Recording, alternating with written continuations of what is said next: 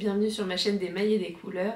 Je m'appelle Pauline et vous êtes ici sur une chaîne qui parle principalement de tricot, de laine et de couleurs. Je suis très contente de vous retrouver pour une nouvelle vidéo aujourd'hui. J'ai 2 projets terminés, j'ai 3 en cours et j'ai fait des petites emplettes à Paris et donc je vais vous montrer tout ça. C'est parti! J'ai un nouvel appareil pour me filmer, j'espère que la qualité sera meilleure qu'avec mon téléphone et que j'arriverai à faire quelque chose au montage qui soit sympa. Voilà, je teste un peu, donc n'hésitez pas à me dire si vous avez des recommandations particulières en termes de cadrage ou de lumière ou je ne sais pas. Mais en tout cas je pense que ça va être mieux parce que là au moins je vais avoir le retour et donc comme ça au moins quand je vais vous montrer des choses je verrai si je vous les montre au complet ou pas du tout. Voilà, c'était un peu ça l'idée. Je commence par vous présenter mon pull. Aujourd'hui, je porte une de mes versions du Tolsta Sweater de Rebecca Clow.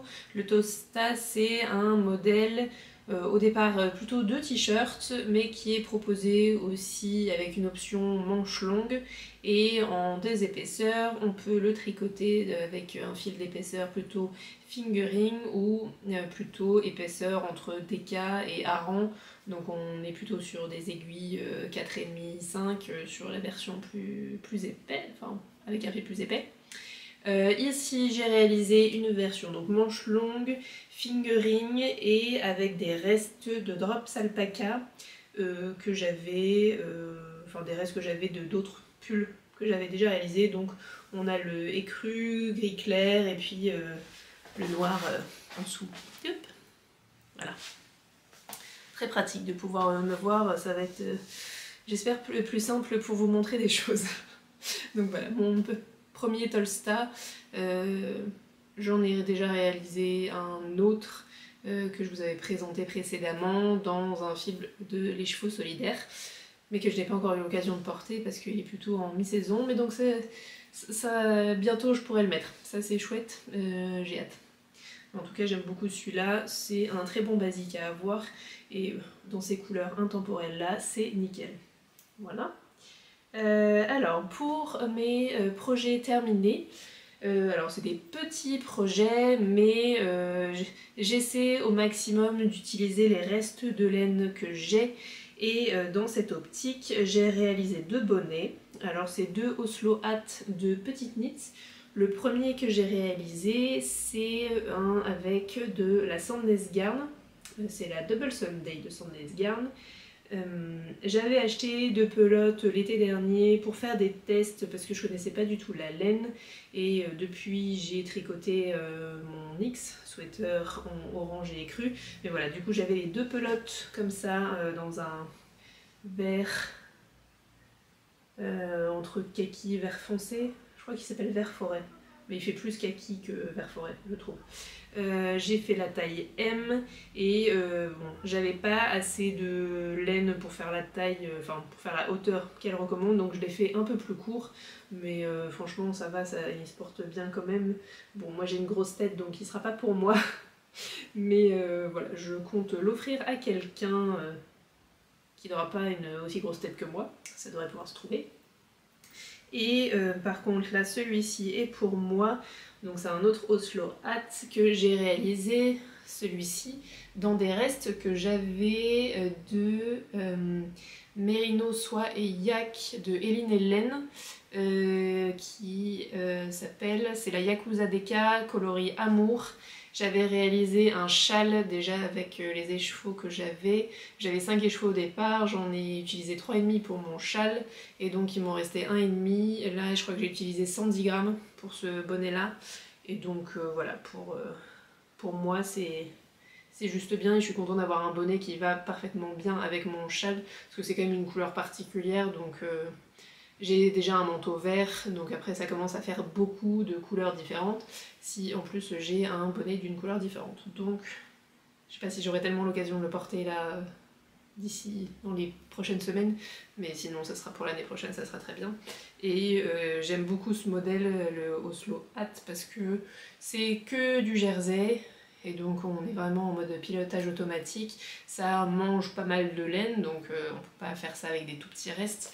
mais je trouve qu'il est, enfin, voilà, il est facile à faire et j'aime bien n'avoir qu'à faire du jersey si par exemple je tricote en papotant avec quelqu'un, enfin voilà, c'est le genre de tricot hyper facile aussi à emmener si je voyage, voilà, c'est le tricot, un tricot nomade facile qui ne demande pas trop de réflexion.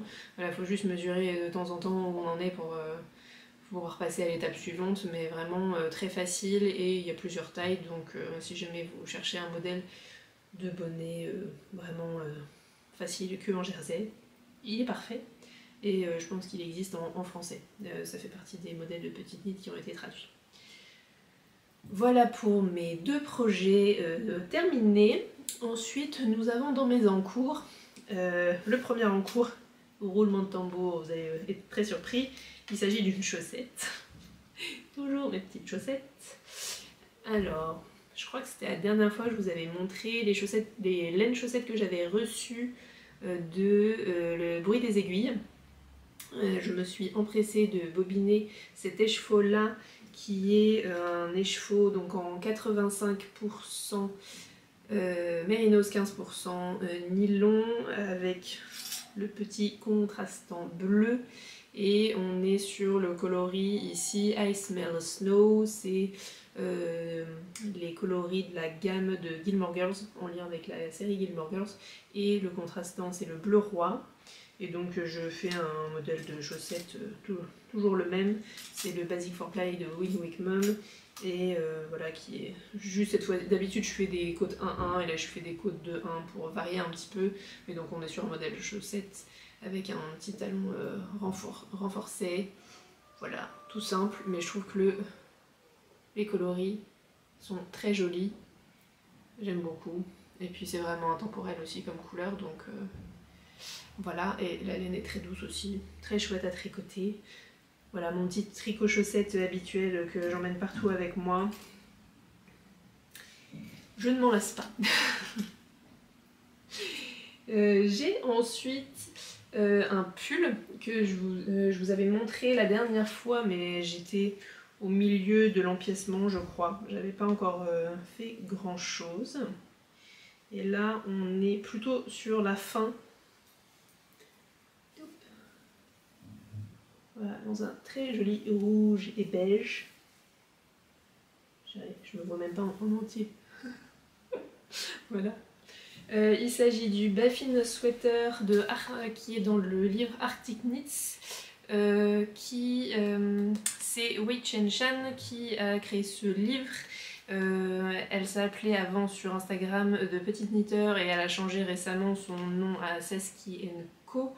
Voilà, si vous la recherchez, et depuis la dernière fois que je vous ai parlé de ce livre, il est sorti en français. Il a été traduit dans plusieurs langues, dont le français, et donc je sais que maintenant on peut retrouver les modèles en français. Si jamais vous n'êtes pas à l'aise avec l'anglais, c'est bon à savoir, il y a des très jolis modèles de pulls, moufles et chaussettes en jacquard, et moi du coup je réalise celui-ci, le Baffin Jumper, que je réalise avec des laines de Martin's Lab. Voilà, Martin's Lab. Alors on est sur la Comfy Merino, donc c'est le 100% Merino Superwash de la gamme de Martin's Lab, en fingering, donc on a 400 mètres pour 100 grammes. Le coloris rouge c'est le Hurok et le beige c'est le Jackrabbit. Et donc je suis vraiment à la fin, j'ai plus que les côtes à terminer. J'ai fait un round côte pour l'instant sur le bas du corps. Donc voilà, c'est presque bon. Je trouve que le motif est très sympa. Et le beige ressort bien sur le rouge, ou l'inverse, suivant comment on le voit. Mais le rouge est vraiment très très sympa. Il est un peu plus foncé en vrai que là sur l'écran. Mais il est vraiment très beau. Et puis j'ai presque fini, donc je vais pouvoir le porter tant qu'il ne fait pas encore trop chaud. Ça va être chouette. Mais en tout cas, le livre aussi est très sympa, et enfin, le patron est très bien expliqué. J'ai eu aucun problème particulier. J'ai pas eu besoin de faire de modifications non plus. Il était vraiment... Voilà, j'ai pris mon temps sur celui-là parce que bon, je le tricote en 3,5. Voilà, il prend un peu de temps. Mais vraiment, j'aime beaucoup le rouge. C'est en plus un rouge Noël, mais pour le mois de mars, c'est pas grave. Mais voilà, je trouve que vraiment la couleur est canon. À refaire, je pense que je ferai le col en rouge plutôt qu'en beige, parce que je trouve qu'on voit trop le beige. Mais bon, c'est quand même... les deux couleurs vont quand même extrêmement bien ensemble. Ça fonctionne très bien. J'avais acheté ces laines-là au dernier fil de la Manche en juillet dernier. Voilà. Qui est un, si vous ne savez pas, c'est un salon de laine qui a lieu du côté de Gournay-en-Bray en Normandie. Alors, comme dernier encours, j'ai un petit encours dans mon sac avec un tissu Taylor Swift. Il s'agit d'un châle wasabi de la souris au petit doigt. Ça. Oui, c'est la souris au petit doigt. Et donc, nous sommes sur le début, une bonne partie, enfin j'ai quasiment fini la première partie du châle que je réalise avec de laine. Alors, le coloris principal, c'est de Life in the Long Grass, c'est la Fine Sock en coloris Barn. Donc on est sur une base plutôt chaussette.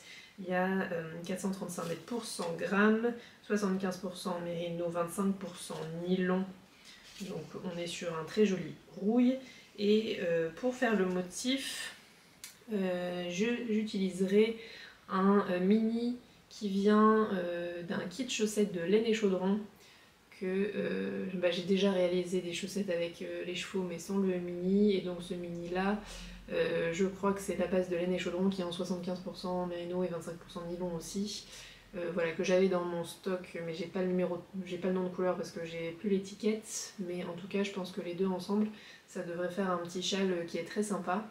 Et je fais ce châle parce qu'il y a un cal organisé par Monsieur Knitting, Aurélie la Souris et Déline Tricot sur Instagram, qui a lieu du 15 février au 15 avril.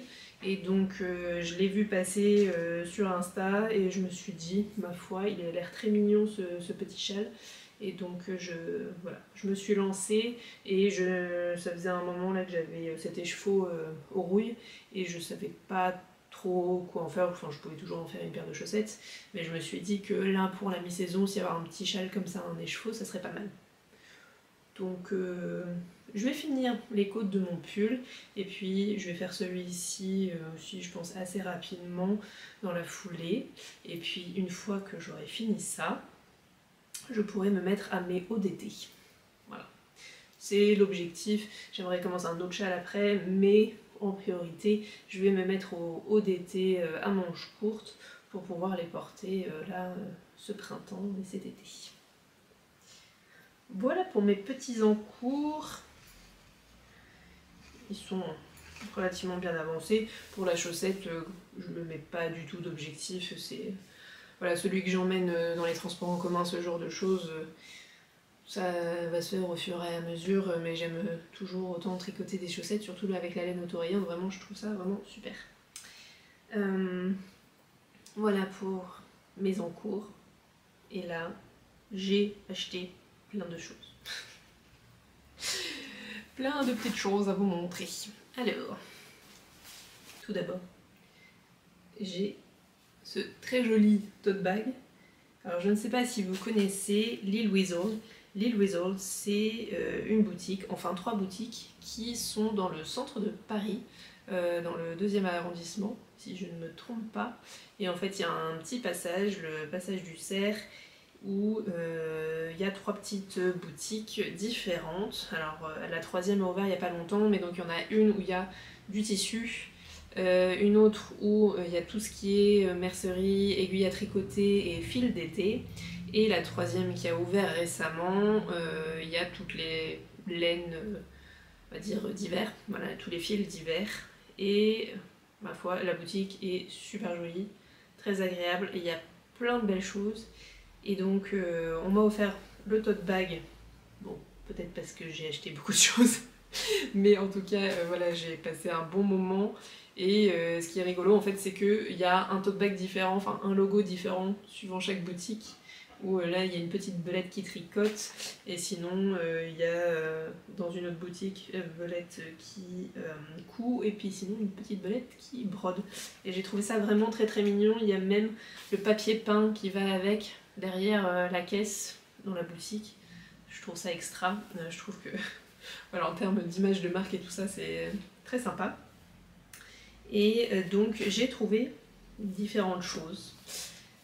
Alors, dans l'ensemble, c'est plutôt pour faire des tests, parce que c'est des fils que je ne connais pas, ou très peu, et donc j'ai pas forcément encore de projet vraiment défini pour les utiliser. Mais l'idée voilà, c'est de faire des petits échantillons, de voir ce que ça donne en simple, en double, etc. Et donc que ça puisse me servir un peu de base pour plus tard. Parce qu'en plus, une fois que les échantillons sont faits, de manière générale, c'est quand même pratique aussi, avant de se lancer sur un pull, pas forcément besoin de faire l'échantillon s'il existe déjà, quoi. Donc, dans cette idée-là, j'ai d'abord pris une pelote d'Arwetta de Filcolana. J'ai pris pas mal de Filcolana, donc là on est sur du 80% mérino, 20% nylon, 50 grammes, et il y a 2 cm, donc pour moi ça suffit pour faire une chaussette, une paire de chaussettes. Et c'est de la couleur 371, donc on est vraiment sur un rose très flashy. Mais voilà, j'ai entendu très bonne chose de ce fil là, c'est un peu comme la Jaoul de Lang aussi. Et voilà, je suis très curieuse d'essayer. En termes de fil chaussette, c'est quelque chose qui est plus abordable aussi que les laines de teinturière par exemple. Donc voilà, ça peut être une bonne référence. De la même marque, j'ai pris, c'est de la Vilja, donc on est sur du 100% alpaga. Il y a 165 mètres pour 50 grammes de Filcolana. Donc vu le poids et le type de fil, on est plutôt ce qui se rapproche par exemple de la Drops Alpaga. Donc ça voilà à tester, ça sera sympa. J'ai pris de la même couleur la péruvienne, donc on est sur du 100% péruvienne Highland Wool, 50 grammes, 100 mètres, voilà, en bleu roi aussi. Là on est plutôt sur une épaisseur entre 4 et 5 mm. Voilà, il faudra que je teste ce que ça donne. Donc on est sur quelque chose de plus épais par exemple, donc c'est plutôt une épaisseur type hareng par exemple. Et je vais tester aussi la Tilia, donc 70% kin mohair, 30% soie, il y a 25 grammes, 210 mètres. Voilà. Ah oui, puis je vous ai pas dit là, le coloris c'était 337, c'est 337 pour les trois. Voilà, c'est pratique, c'est les mêmes numéros de couleurs. Et donc je vais utiliser par exemple le mohair en simple, mais je vais le tricoter aussi en double avec les deux autres. Celle-ci je vais faire un échantillon en simple et je pense en double aussi. J'aimerais bien voir ce que ça donne. Et sinon celle-là je ferai un échantillon en simple. Donc voilà, je pense pas que j'aurai de quoi forcément faire genre un bonnet ou quelque chose de complet avec ce qui reste une fois que j'aurai fait mes échantillons, mais au moins ça sera une bonne base pour d'autres projets plus tard. Et je trouve que, alors je tricote habituellement pas de mohair parce que je trouve que ça pique, j'aime pas trop, et par contre celui-ci a l'air très doux. Là je le supporte très bien, alors que par exemple la Kid Silk de Drops ou même certaines laines de teinturière, je suis pas fan. Donc je pense que ça peut être pas mal de tester parce que il y a quand même beaucoup de modèles de tricot qui existent avec un fil de mohair, et moi je suis souvent coincée pour pouvoir utiliser un fil de fingering par exemple avec un fil de mohair. J'ai pas beaucoup d'alternatives si j'aime pas le mohair, donc je suis assez curieuse de tester ça, voir si je le supporte bien. Faudrait que je me fasse, même avec l'échantillon, je pourrais le laisser près de mon cou, voir si je supporte bien. Et ça serait très cool si je trouvais un mohair qui me convienne.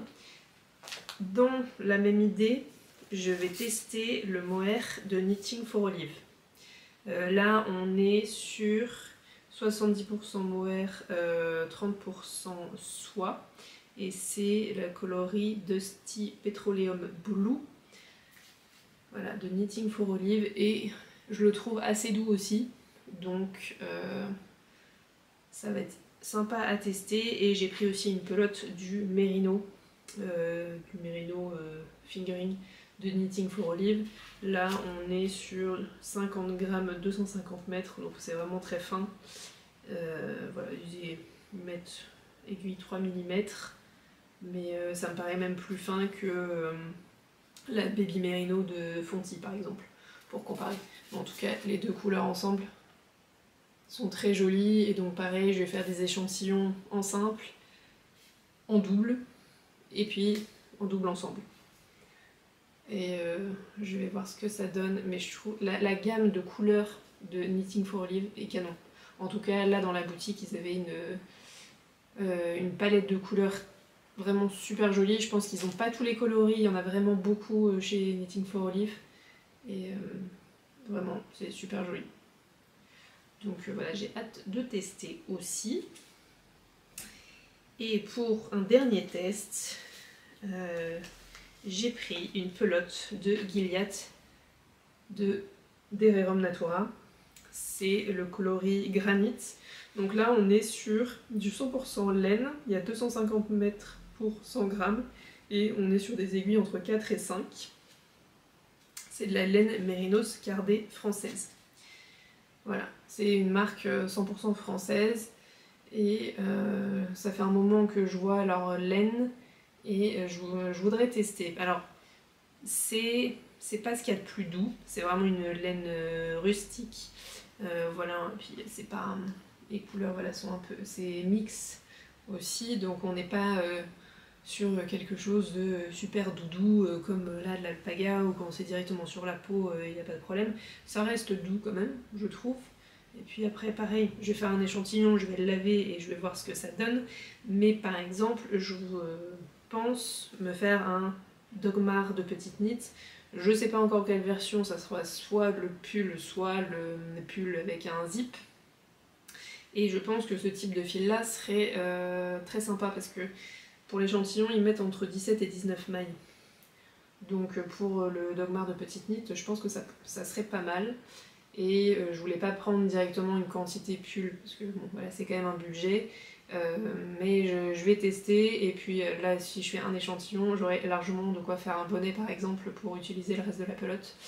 Et cette laine là existe aussi en plus fin et je pense que c'est le même fil, donc au moins ça me permettra de tester, voilà, tester cette marque là et voir si ça me convient bien, et après si j'arrive à trouver une couleur qui me plaît pour faire le Dogmar. Vu que cette année je me suis mis comme objectif de faire un pull complètement texturé, j'aimerais beaucoup faire celui-là, mais le problème est de trouver une laine qui colle bien au style du pull, et après il va falloir que je trouve aussi une couleur qui me plaise, parce que vu l'ampleur du travail pour ce pull là, je pense que je choisirais une couleur plutôt intemporelle. Je me vois mal faire du rose fuchsia, par exemple, sur celui-là, même si c'est clairement pas une couleur que de toute façon je tricote habituellement pour moi. Mais voilà, je me suis dit, celui-ci, ce fil-là, ça devrait quand même bien fonctionner pour ce pull-là, que j'aimerais bien faire. Et donc, voilà, si jamais vous l'avez déjà testé, n'hésitez pas à me dire, la Gilliatt. Et moi je vous dirai ce qu'il en est une fois que j'aurai fait tous mes petits échantillons. Je pense pas que ça sera pour tout de suite, mais voilà. Et pour finir, chez Lil Weasel, ça c'était le petit craquage en plus, mais bon, pas un petit craquage. J'ai pris un écheveau de la bien-aimée qui est dans sa base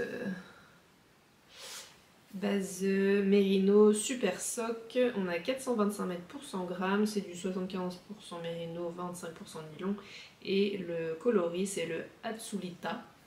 Donc on a du bleu, des speckles de rose, jaune, violet, vraiment il est très très beau. Je ne sais absolument pas ce que je vais en faire. Je n'ai pas encore décidé.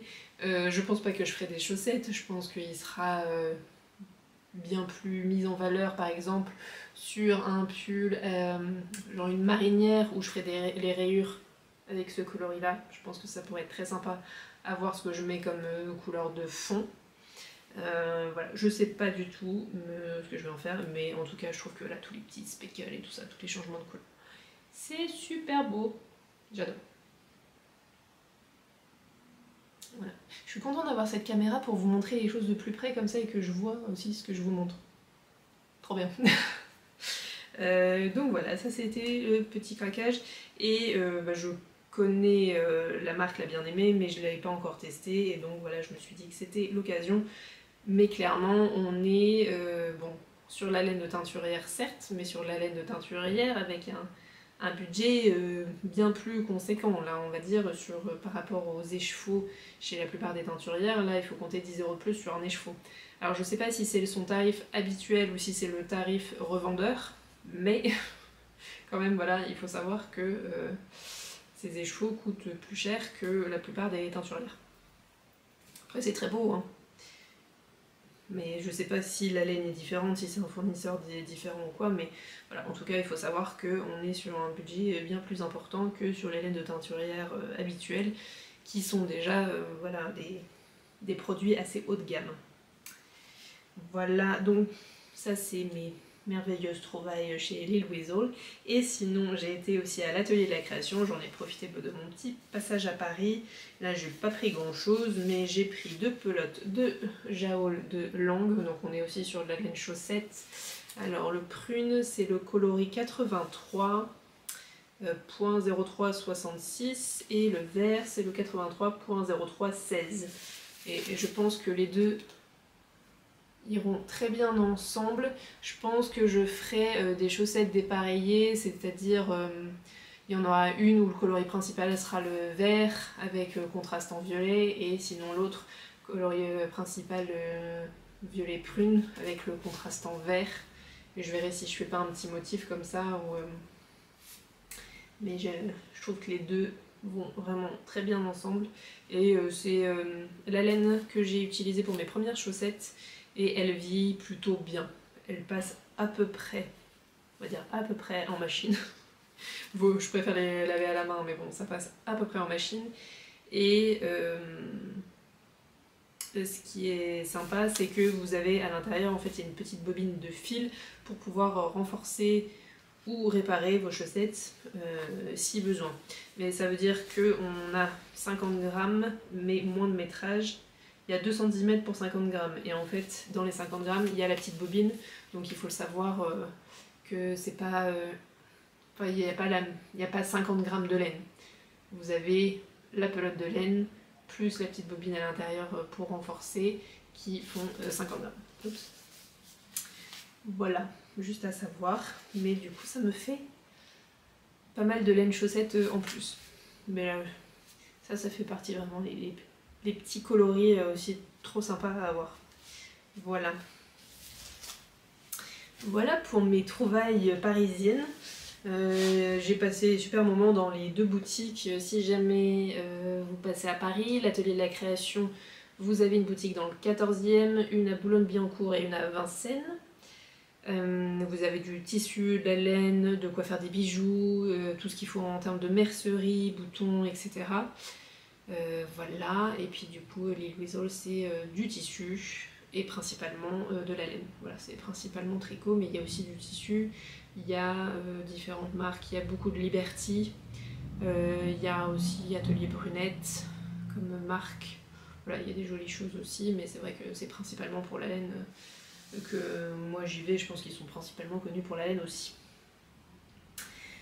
Voilà pour ce petit retour de craquage à Paris en termes de laine. J'ai hâte de tester toutes ces laines là que je connais vraiment juste de nom pour l'instant.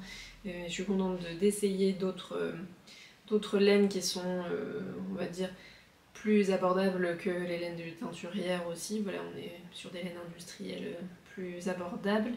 Je sais pas quels seront les projets qui viendront après de tout ça, mais en tout cas je trouve ça intéressant, voilà, de tester d'autres choses, d'élargir un peu mes horizons. Après c'est vrai que c'est des laines qu'on trouve principalement après en ligne, et c'est pour ça que je voulais quand même au moins tester une première fois, parce que rien qu'en termes de toucher, voilà, c'est quand même toujours mieux voilà, d'avoir fait un premier test. Donc ça c'est chouette. Et puis voilà, sinon pour mes tricots, je vais finir tranquillement mon pull et puis ensuite le châle wasabi, et après on pourra se lancer sur des modèles un peu plus printaniers. Voilà, je vous montrerai ça, j'espère, dans une prochaine vidéo. Merci d'être présent, merci d'avoir regardé cette vidéo jusqu'au bout, merci pour vos likes, merci pour vos commentaires et votre soutien de manière générale sur ma chaîne. Voilà, j'espère que vous allez bien, que vous avez de beaux projets sur vos aiguilles, et je vous dis à une prochaine pour un nouveau podcast tricot. Bye!